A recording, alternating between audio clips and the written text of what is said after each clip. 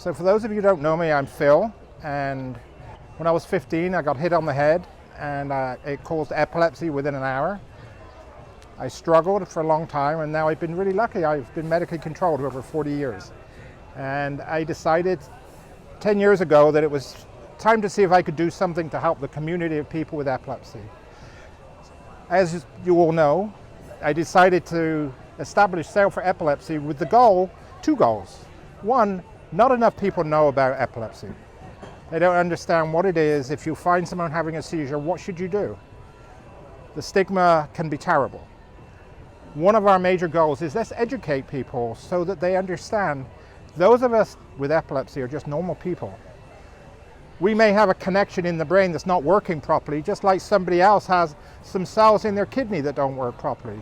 It just manifests in a different manner. So accept us and help us, and we're here to help you too. But the one part of Sail for Epilepsy that I love is trying to get people to do more with their lives.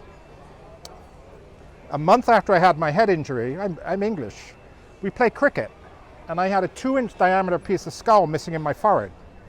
Well, I can be headstrong. I wanted to play cricket. So my parents got me an ice hockey helmet, so it protected my head. And we changed the rules of cricket. There were no fastballs for anybody. So we all had the same rules, and we all had the same rules, and I played cricket. So from this moving forward, we dreamt the idea of the One More Step Challenge, whereby what can you do to live a fuller life despite having epilepsy?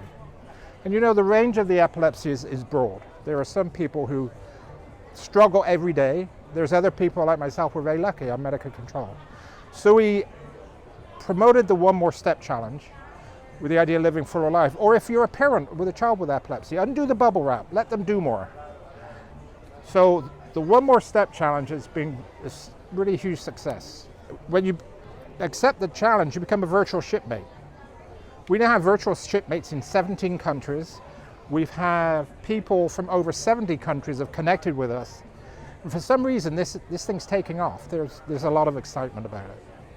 Now, in a moment, I want to reveal our virtual shipmates who we're taking across the ocean. But before I do, I want to thank Norellis. And Cindy with Norellis, thank you.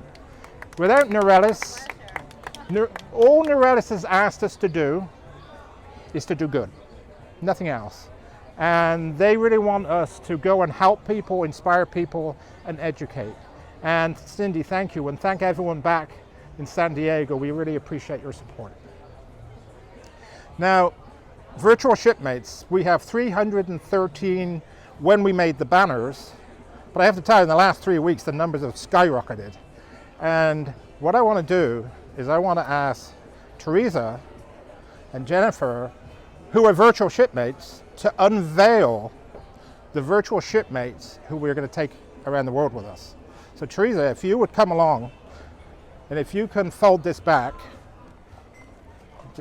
just pull the whole thing over, just the top one. So here's a half of them. So these are half of our virtual shipmates. Would you like to help me on this one? We'll try and get it over. Here's our other half, and they've accepted the One More Step Challenge. These people can be really brave. Some of the One More Steps are, I'm going to walk a block on my own. We have one virtual shipmate who won a bronze medal in the Winter Olympics as the goalie for the women's ice hockey team. She ended up suffering with awful seizures, and she could not walk on her own. She decided to sign up for the challenge. She talked to her neurologist, can I walk a block on my own? And he said yes. And they set up, as we always talk about, safety guardrails.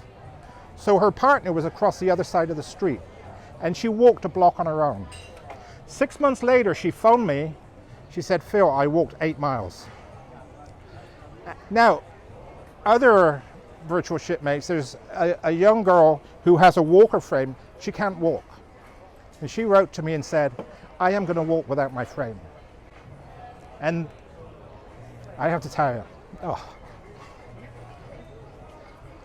these people, they inspire me. Yeah, they understand. We have other shipmates. One's going to walk the Appalachian Trail. Other shipmates are going to live healthy, use great diets, raise funds to support the Epilepsy Foundation of South Florida. The challenges are phenomenal. Not everyone will achieve their one more step, but that's okay. What's important is they are attempting. And if they don't achieve it, my attitude is, you've already succeeded because you've tried.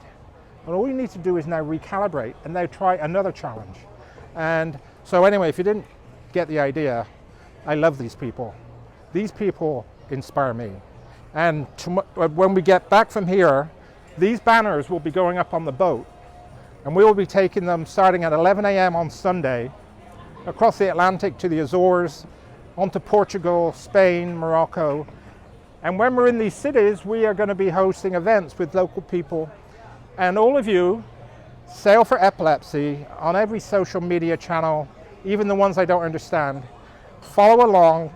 You'll see our in-port events. We're also going to send back from the ocean videos of the good, the bad, and the ugly. Sometimes sailing is fantastic. Other times it can be challenging. Although I promised Emily's mom this is going to be just an easy trip.